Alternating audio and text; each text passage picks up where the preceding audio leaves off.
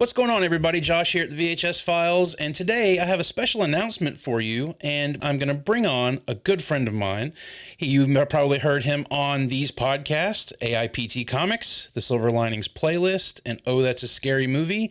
You've also heard him on our podcast a couple of times. I'd like to introduce Mr. Nathan Simmons. Hello. Hi, hello, and welcome. Well, Nathan, I wanted to bring you on. Me and you have been conversating over the past few months. Yeah. And, you're a busy man. You do a lot of podcasts, and we've been pretty crazy with our podcast here lately. But you've managed to come on, and we've had a good time talking movies here on the VHS Files with you. For sure. Halloween and Batman 89. And then I came back for the Richard Donner episode. I think I might be the notorious Batman 89. Notorious Batman 89 episode. So if anybody's offended by my sensibilities, I apologize. I was just having a real good time. I think we were all having a good time. It just some things came out of Nathan's mouth that I think shocked a few of my guys. So shocked me. Yeah, listening back to it, I was like, man. The reason we're here today. Yeah. Nathan, how do you feel about James Bond?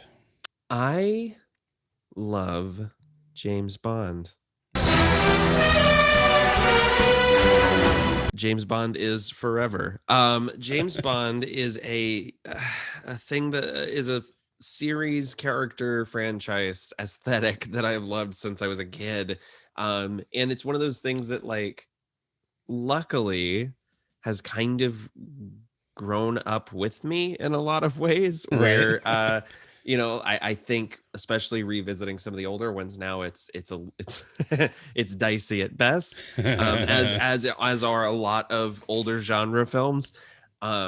So what's been really great is that I feel like the sensibilities of the people making the movies has also evolved and matured over the years. There's still a certain level of wish fulfillment and power fantasy at play in the James Bond universe, and you know what, they make me really happy. I love to escape to some exotic locale for a couple of hours and watch the smartest / dumbest / most capable man in the world figure it out. I'm glad you have an affinity for this, because we ought to say that you are about 10 years younger than I am, somewhere around there. Something like that. You've seen all of these movies, I'm presuming. I have. And yes. I have seen none of them. You're kidding me. Well, you've seen 2 of them? Technically, I have seen A View to a Kill. Okay. That was the one that was always on cable when I was younger, and sure. It was on HBO all the time. All of the time. Yes. And the familiar faces in that one: Christopher Walken, Grace Jones. Grace Jones was always the standout in that movie for me. Patrick McNee from the Avengers was in that as well. Yep, and Tawny Roberts. Yeah. From Sheena. Mm-hmm. So there were some familiar faces in that one, but ultimately, I mean, I knew Roger Moore was Bond, but I mean, really didn't have any grasp on the series at that point. It was just a movie that was on when I was a kid. Sure. So I've seen that one. I couldn't begin to tell you what it's about at this point. I just know who's in it, and I know someone views a kill. Right. At least once. I remember a chase through a city on a fire truck. That's really about the extent of what I remember. Okay. That and blimps. There's something to do with blimps. Lots of blimps. Yeah. There was a good time for blimps in motion pictures. Between then and The Rocketeer, we were fed when it came to blimps. So I vaguely know that one because that's the one that was on TV when I was a kid, and I have seen the Daniel Craig movies aside from the No Time to Die. I haven't seen that one yet. So I got into the series when Daniel Craig came on, and I actually saw those after, I believe, Casino Royale and Quantum of Solace had already been out. Oh wow! So you jumped on the Skyfall hype. Yep. Cool. Yep. I caught those before Skyfall. I love Skyfall. Yeah. But absolutely. As far as that series, Daniel Craig's movies, paying tribute to the old ones and having the little Easter eggs from the legacy of the series, I don't really know what's going on in those movies. Skyfall's really heavy on too. Right. I mean, of course, I'm familiar with certain aspects, like Christoph Waltz's character in Spectre. Blofeld. Sure. Blofeld. I know he is a character in the previous Bond films. You're like, I know that there are ejector seats in fiction. Yep. To to be completely honest, I probably know more about the Austin Powers series than I know about James Bond. So that's an interesting because this is a phenomenon I was talking about recently in regards to two things. So Weird Al Yankovic and The Simpsons. Mm-hmm. There are so many things where I saw the parodies of them first. And so that it like illuminated and almost enhanced the original whenever I got to find, like, I knew, Yoda before I ever heard Lola by the Kinks, or Right. there's so many, like, I saw the Sideshow Bob episode of The Simpsons before I ever saw Cape Fear, so Right. there's always like stuff like that I feel like pays off. And it's the same thing with Austin Powers. I think one of the things you're going to find watching the classic Bond movies is how little Austin Powers really exaggerated the tropes, particularly in terms of dress and behavior. Well, I know they were pulling from other stuff there too, like in like Flint and all of that stuff. Yes, right. So I mean, Modesty Blaze and stuff like that. Yeah. So that was a big mashup of all of that stuff, just kind of poking fun at all of it. But I recognized that they were poking fun at Bond in there, so I was able to kind of figure that out. Right. So it's like when you watch a Looney Tunes cartoon as a kid and there's a dude that's just modeled after Peter Lorre and you're like, I don't know who this is. I just know that this is funny because it is something. Right. And so like I remember watching Casablanca for the first time as a kid and being like, that's that guy that's in all those Bugs Bunny cartoons.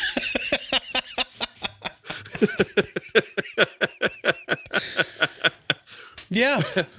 So, I mean, that's kind of where I'm at as far as the Bond series goes. Sure. Okay. So, I mentioned you and I have been talking for a little while. It's been something that we've been throwing back and forth, and for almost a year now, actually. I think you hinted at it when you did Flash Gordon on Not a Bomb. Yep. There was like because the subject of Timothy Dalton came up. Yeah. Yep. And so, yeah, I mean, I'm completely blind when it comes to these movies. So we're here today to announce that here at the VHS Files, we're going to have a new show for you guys called For New Eyes Only. And it's basically just going to be me watching Bond movies for the very first time. And Nathan's going to ask me questions, school me, guide you through it, guide me through it, let me know what I'm either not getting or just I'm going to revel in how much I love them or revel in how much I hate them. And you're not wrong either way. That's the great thing, is that there is a Bond for all seasons. Right. And I remember telling Jenny when we first started to sit down to watch the Daniel Craig Bond movies, I was like, these are really good. I don't know if I need to go back and watch all these older movies. Like I had no notion, no desire to really go back and do this. But in talking to you and knowing how much you love the franchise, you love the character, I was like, this would be great. Being as though that I know someone with your knowledge of Bond and how much you love it, and all its faults and everything. Oh, yeah. And that's the thing, is like, that was the hook that got me, was I was like, oh, I can be like your Sherpa through this. But also like, I've never done a chronological watch of the series. I've always watched them in like different times. And like, there's a few movies in the series that I'll just throw on when I'm working just because they're fun background noise. So this is going to be really fun to kind of see the evolution together, and the highs and the lows. And there are some lows, and not shying away from, there's some things that are severely problematic, especially in the 60s movies. Right. So it'll be interesting to dive into all of that together and kind of pick it apart and not necessarily justify it, but figure out what we like about it. Yeah, I mean, that was one thing I noted, is I realized we're probably going to be going into this knowing that there are some things in these movies that are problematic and not quite PC nowadays. Sure. We will be kind of watching these through rose-colored glasses, but that doesn't mean that we're not going to bring up topics that are bothersome to us. Of course. Like Nathan said, we realized these came out years ago, and it was different times. And I mean, we even with the show that we do, and I'm sure on your shows as well, we talk about these older movies, and you constantly find things that are completely just not PC and would never fly these Right. days. I mean, your And show started with Goonies, which is like a cornucopia of that. I yeah, mean, it's still relatively wholesome, but there's some right. there's some stuff in Goonies where I'm just like, oh my God. Well, you know, we've talked about this in the past, but I mean, Mhm. I watched Revenge of the Nerds like crazy when I was a Of kid. course. And there's a Yes. blatant rape scene in that is treated Yeah. for laughs, and it is just like, whoa. It's wild. Yeah, So, absolutely. you That know, and there's yeah, and that's kind of the thing that I keep coming back to with Revenge of the Nerds. And then there's some stuff in these early Bond movies where I'm just like, if this movie was shot today, um, everyone would be tried for hate crimes. mhm, Like it's just it's rough. There's some really dicey stuff, but I also think that there is something to be said for being able to see how movie making has evolved and how our relationship with other cultures has evolved. Like there's it's like watching, early Star Trek where you're just like, okay, it is easy to take this as dude flies to different planets and bangs as many aliens as possible, but they're also still saying some really important things right. in many of those early episodes. So it'll be interesting to kind of find where the lines are drawn and where things start to change and shift for the better. And one of the things that I think you'll find, uh, and many some fans may disagree with me, but I think the movies improve the further away they get from the source material, with the Hmm, exception of just a few of the films. right. Well, I kind of want to get into that in this introduction episode that Sure. we're doing here is just sort of start with your introduction to Bond and what it is Okay. about Bond that you fell in love with and what keeps bringing you back to it. Sure. So it's interesting because I don't really remember my first Bond movie. Okay. I wish I could. I feel like it has to be a Roger Moore one. Yeah. But I remember distinctly the first one I saw in theaters was The World Is Not Enough, starring Pierce Brosnan. Hmm. And at that time, I already kind of had a feel for the trappings of Bond. I was a Batman kid growing up, Yeah. surprising no one. So I was already very much into the whole gadget thing. Yeah. Um, slipping in under the cover of dark and uncovering, evil secrets and Right. foiling evil masterminds. So I was very much into that kind of stuff.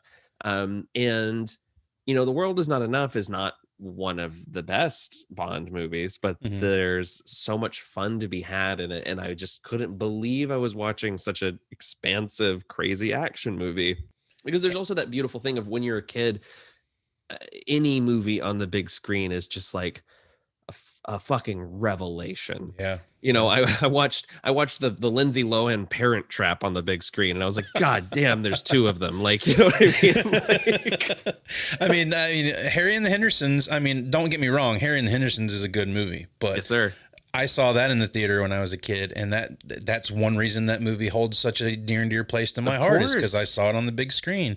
Same goes for Beetlejuice, one of the first Yeah. movies I saw in the theater. So, whatever problems people may have with that movie are going to be Right. null on me because I saw that movie in the theater when I was a kid, and I fucking loved it. That's something we talked about on the Batman 89 episode, where I am like, I know I have a certain level of nostalgia blinders here. Yeah, for sure. But I wanted to have gadgets. I wanted to, like I thought all that stuff was really cool. I didn't really know about girls yet. So I was just like, I just know that this is the coolest guy I've ever seen. Yeah. Especially and that's what really drew me to the Roger Moore ones and the Brosnan ones as a kid, Right. because they were cool as a cucumber. Mhm. You almost never see Roger Moore's feathers get ruffled, Right.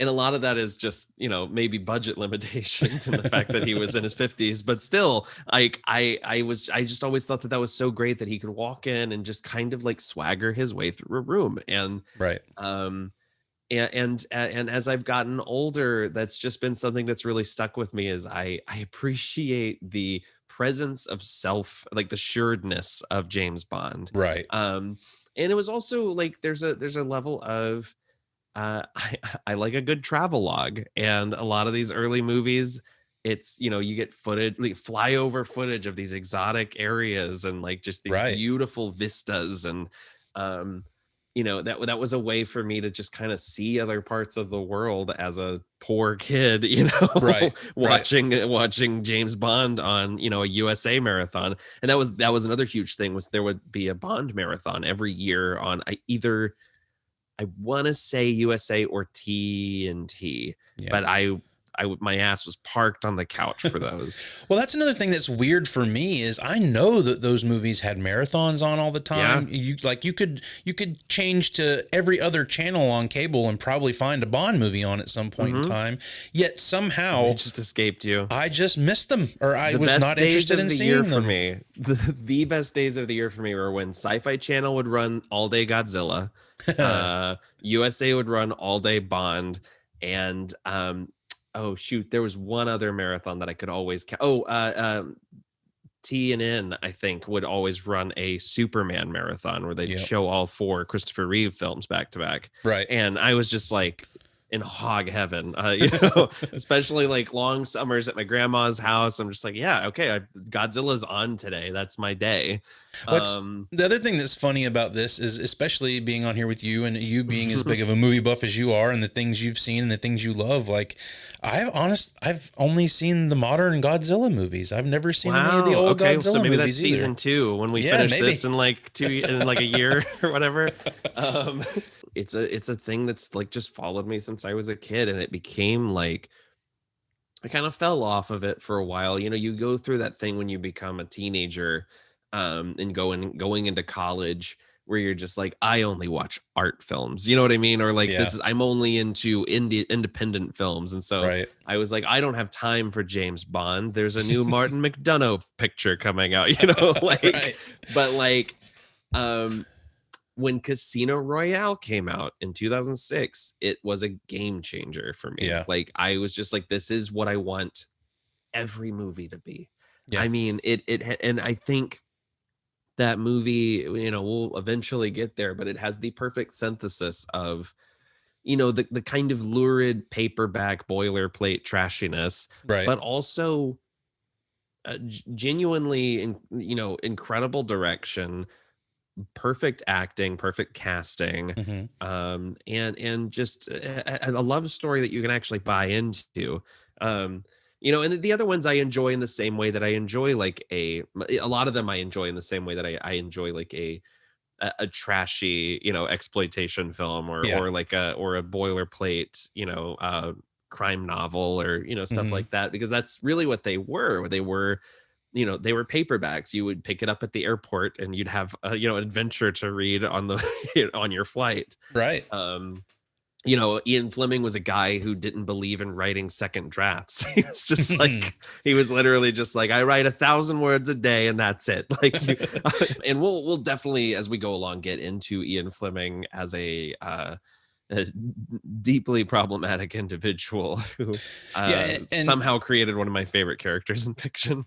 That's the other thing I really want to lay out on the line for everybody that's going to be listening to this. I mean, Nathan is going to be our resident expert here. I know the names. And even that, I'm not like crazy in depth, but I it all just comes from years of osmosis. Right. I sleep with Casino Royale under my pillow. But I want to come into this completely honest with everyone. I have not even so much as looked up the plot synopsises for any of these films. I know nothing about what any of them are about. Thrilled. That makes me so happy, like genuinely. So I mean, I picked up the Bond box set, just for this. So I have all of the movies, and we're going to touch on another movie that we're planning on doing during this. So we're gonna go through all of this chronologically. Yes, we're gonna start at the beginning with Dr. No, and move all the way up. Now, I've seen the Daniel Craig movies. Those are the things that are really hot within James Bond right now. I kind of want to separate those from where we're going with the legacy stuff. I do eventually want to get to them and talk about them, which I'm sure we will. But when it comes to going back to all of these older films, whenever we talk about, our favorite Bonds or favorite movies within those, I kind of want to keep it subjected to those. Well, because also recency bias does set in. You know what I mean? Yeah, like there's an argument to be made. Like I was talking to Dustin at Silver Linings playlist recently, and I said, I don't know if it's just because it's the newest one I've seen, and I've been waiting, 6 years for a new Bond movie. Right. But I love almost everything about No Time to Die. So I would love to. I can't wait to rewatch it and kind of like, get a little bit of distance from it. But I think that's a good point. When we're going through these older films, it's helpful to discuss them on their own terms and not Right. in terms of like, well, 40 years from now they'd be able to do this thing. You know what I mean? Right. And that's not fair to any movie. And with that comes also, like, I know you're very big into the Daniel Craig Bond movies, and so far he would be my favorite because he's really the only one I've seen other than Roger Moore. He's great. But from the legacy movies, like, who is your Bond? Okay, so this is a good time to let listeners know that I'm probably gonna have some takes that aren't the popular one. I don't know, like, and I don't mean to say that in like I'm about to blow your fucking mind, but it's not. I just mean that, like, I know what I like and I know what hits my heart. My favorite Bond is Timothy Dalton, who's only in 2 films, right? But leaves a really great impression. Maybe it's because he was only in enough films that they hadn't gotten really bad. I don't know, right? Because every Bond has except for Lazenby, has a stinker, right? But it would be Dalton or Moore. Okay, yeah, and Moore is mostly just, that's nostalgia talking, and that is my innate love for Roger Moore as the way that guy delivers one-liners. Like, it's like slipping into a warm bath anytime I watch a Moore movie, even if he's strangling someone. Just from what I remember of A View to a Kill, yes. I just like, I see Roger Moore and I think he's the cool Bond. Like, he just oozes cool. Like, in A View to a Kill, I mean, that's the one where he's just like, he's in a submarine and then a bed comes out of the floor and he's got beluga caviar like on deck. Like, right. Yes, Roger Moore, that again, that is straight up something that would happen in an Austin Powers movie. Like, right. Yeah, no, I think that's totally a fair assessment. And that also can be said for, like you said, you may not be coming into these with the most popular of opinions about some of these movies and the characters. That's the other thing I want to lay out on the line too, is we both realize this is a huge franchise. There are lots of podcasts and shows that have talked about James Bond. We are doing this completely subjectively. Yeah, and just from the aspect of, I'm a first-time watcher of all of these movies, and how do I feel about them, and how Nathan feels about them. And I will do my best not to try to like steer you either. Like, right. I want you to come to the table with your read on stuff. I want to talk about things from how you receive them. I think that's the fairest way to review any movie, is to just come to it on its own terms and then talk about how it made you feel. And to that end, I would encourage listeners to let us know how they feel about these movies, because I think it's a really fun dialogue to open up. Well, it can be, but yeah, I would love to, I'd love to hear what people think about these movies, or like their childhood memories of watching them. Because I think, a lot of folks have that experience of, that's what the VHS files is all about, is that experience of like, this was my Friday rental. Every time it was my turn, I'd go get, Thunderball or whatever. Yep. One question I have for you that kind of is like maybe a question you would have had for me, but I kind of wanted to just put this out there. What Bond do you think I'm going to like more? That's number one. Okay. And is there a particular movie that you're like jonesing to get to because you want to hear what I'm going to say about it? Sure. Okay. I like this. I think it might both be the same one. I don't know if you'll like him. I'm really curious to see what you think of George Lazenby.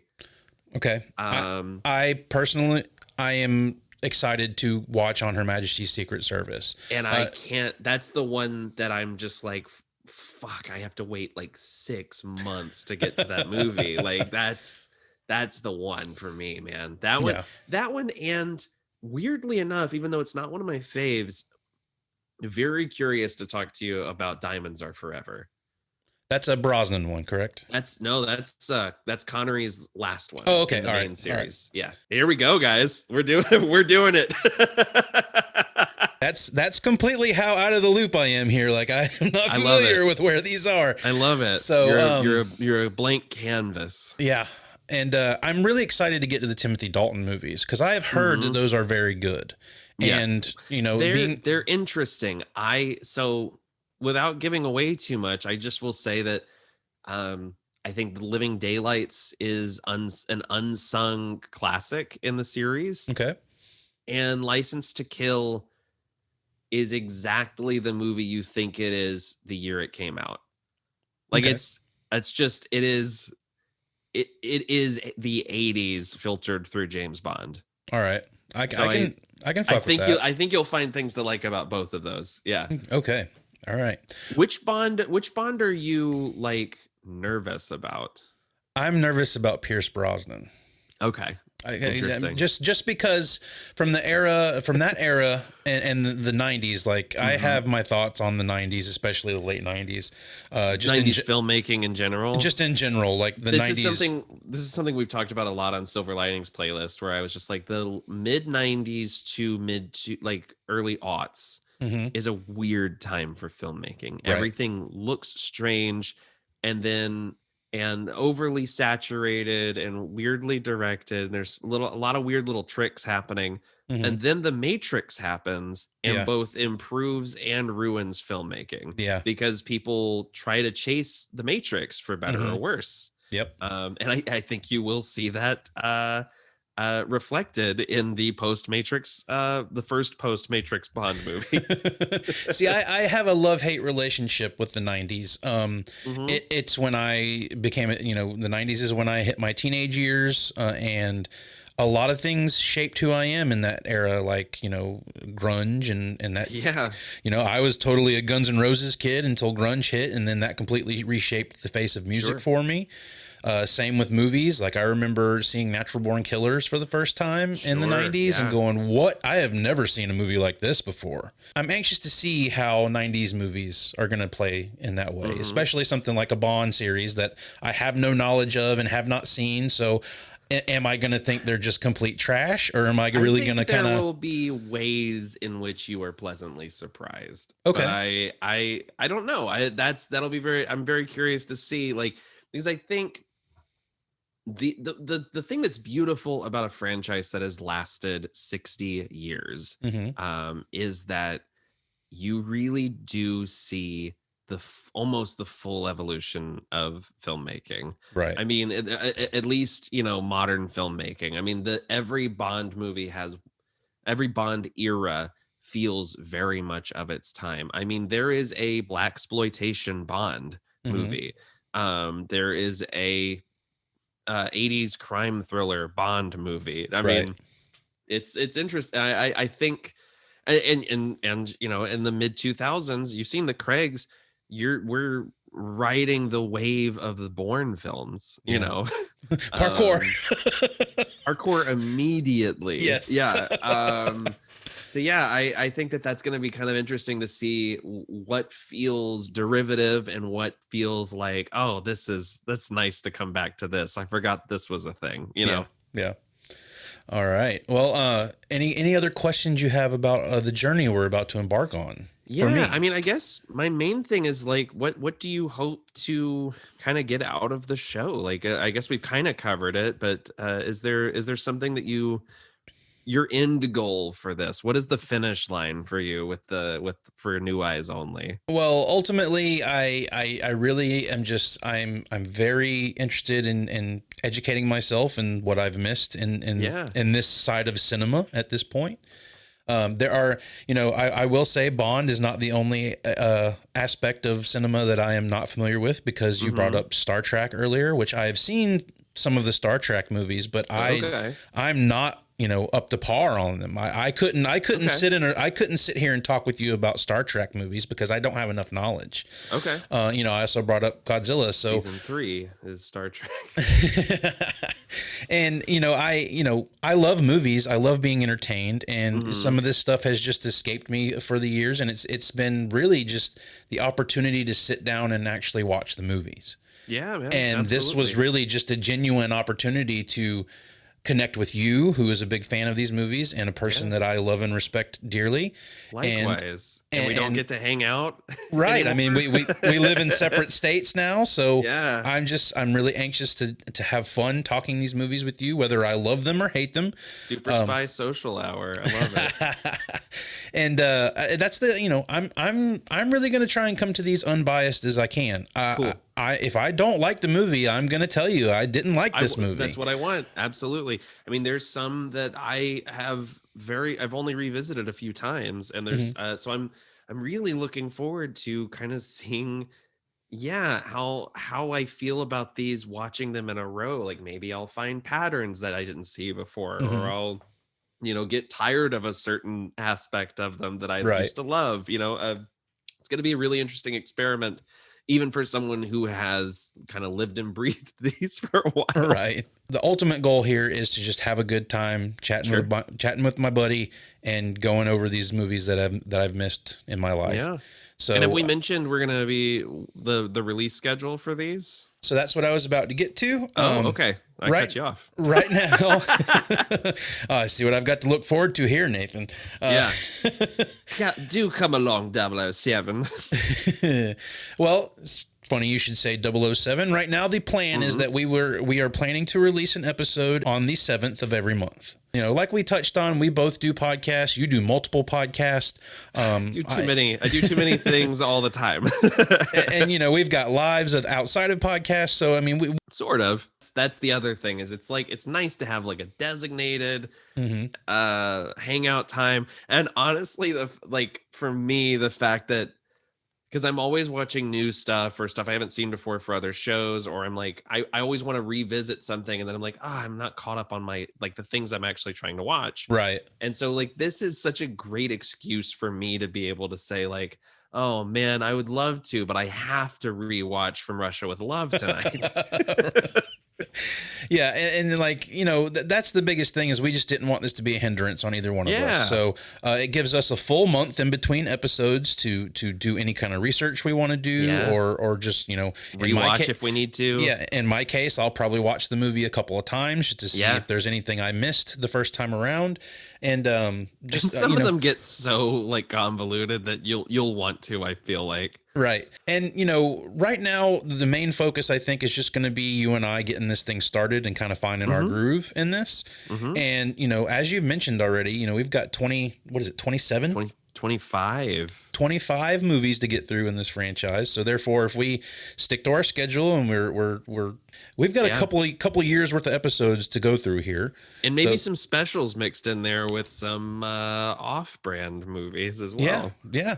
And so once we really find our footing and we're comfortable, maybe we will bring on some more people. Maybe I'll bring Eric or Jason on. You can bring Dustin or Mally on. I don't know if they have any interest in Bond, but. Dustin does for sure. I'm not sure about Mally, actually. I know he likes Casino Royale. Right. And that was one thing I did want to bring up. We did kind of discuss, what movies we wanted to cover and I brought up the original Casino Royale. And you said that's probably not something we want to do. I kind of don't want to talk about Woody Allen for any length of time. It's also just even that aside, it's an unwatchable movie. I just can't. I've seen it once and it took me 5 sittings to get through it. Something like that. It's real bad. Okay. So there you go. There's our first kind of bomb we're going to drop on you. If you're expecting the original Casino Royale, it's not going to happen here. Does it make it up if we say that we probably will cover Never Say Never Again? We're definitely going to cover Never Say Never Again. And maybe I do think there is a 1950s version of Casino Royale that was shot as a TV movie, like a live teleplay that I think would be interesting, where Oh, I don't want to spoil it for you, but that might be something to cover as a one-off just for fun. Yeah, that might be a bonus show or something if we can There get are hold of some that. wild decisions made in that one. All right. You've sparked my curiosity there already. So, but I mean, our plan is to kind of just discuss, obviously what I thought about these movies going into them for a first time, where we'll probably have discussions about the theme songs for each one, because those are pretty particular to each one. Oh yeah. Bro, I have a Bond theme song playlist on my phone, not on Spotify. I have downloaded all this. I'm like, if I lose the internet connection, I know I've got my Bond playlist. Still have my Bond. And I've got all of them, even though I hate some of the songs. I'm just like, I guess I still got that Sam Smith song on here if I get real desperate. The only Bond theme that I listen to on a regular basis is the one Radiohead did, Spectre. Oh, Spectre, yeah. The Rejected one, yeah, which is great, but it's also like, I can't imagine that playing, ahead of a big budget action movie. Right. I mean, we could talk about Radiohead for hours. Oh, for sure. I won't even go down that rabbit hole at this and point. There's some fun. There's a bunch of Rejected theme songs from over the years too. I'll see if I can find some of those as well. Yeah, it might be fun to kind of listen to those and what could have been. Right. You and I were talking about going into this and kind of what I expect from these movies, and we thought of something that would be kind of fun at the end of each episode, being as though I have no idea about plot points. I only know these movies by title. All right, let's do. What do you think Sean Connery is going to be up to in 1962's Dr. No? At this point, I could only speculate. And the only thing I could come up with is that Bond is unhappy with his appearance and is going to a plastic surgeon for a facelift. And the doctor just continually tells him no, because he thinks he's too handsome and he does not need plastic surgery. Hence the name Dr. No. Well, the doctor would be correct, but that honestly sounds more like an Austin Powers plot line than a James Bond one, or like the later seasons of Nip Tuck. The super spy comes in and Julian McMahon is like, what don't you like about yourself? God, Nip Tuck. Do you talk about a show that took a dive, man? Boy howdy, and quick. Like season 3, it goes. I think season 4 was when they finally resolved all the stuff with the serial killer, the Ripper. Yeah. I was on board for that, but boy, after that storyline was over, that show was like, what the hell happened here? That might be another podcast we need to do. Yeah, I mean, that's really about the gist of it. I mean, you've got what our plans for the schedule are. We plan to have a new show on the 7th of every month. Yes. Right now, I think our goal is to have the first Dr. No episode up on November 7th. Yes. Yeah, I think that's doable. It will be under the veil of VHS files, just because I think Nathan has too many things going on in different places. True story. But it was just easier to do it this way. So, I guess VHS Files is the host of this show, but it is going to be something kind of separate from there. Josh, I've told you this once. I'll tell you 1,000 times. I'm more than happy to piggyback off your success. Well, I don't know how successful it is at this point. Oh, but it's an empire. It's going to be an empire. That's the goal anyway. I'm gonna end up being Dr. No, and I'm gonna be fighting off James Bond in the end of all of this. So, well, you don't know that. Oh, wait a minute. Dr. No could be the hero of the movie. Maybe. I'm sure as we get more into these, we'll probably naturally progress into segments that we want to do and things like that. But right now, you're really just getting a genesis of us starting a show talking about Bond movies from my perspective and from yours, and seeing where it goes. All right. Well, I think we're going to go ahead and cap it off here. I hope everybody is excited. I'm excited. Nathan, I hope you're excited. I am. And this is going to be a blast. Even if I end up hating every one of these movies, I know I'm going to end up having a blast. So. I hope not. I do hope not. I'm pretty sure I'll walk away liking some of them, but you never know. We'll see. We'll see. So, all right, guys, leave us a comment. Let us know if you have anything you'd like us to talk about in these episodes. Yeah, for sure. You can hit us up at VHS Files Podcast on social media. Nathan, if you want to give your social media handle. My Twitter is at What a Story Nate. And then you can also get me at OTASM podcast. That's a scary movie. Okay, cool. Have a good night, guys. Stay shaken.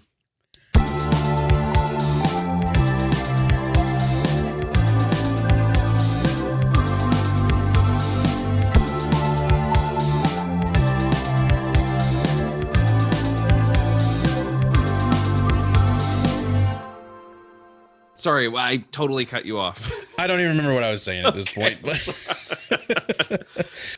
we will also go on tangents like this. Yeah, this is exactly what I hope to get out of this podcast. Fantastic. You're in luck.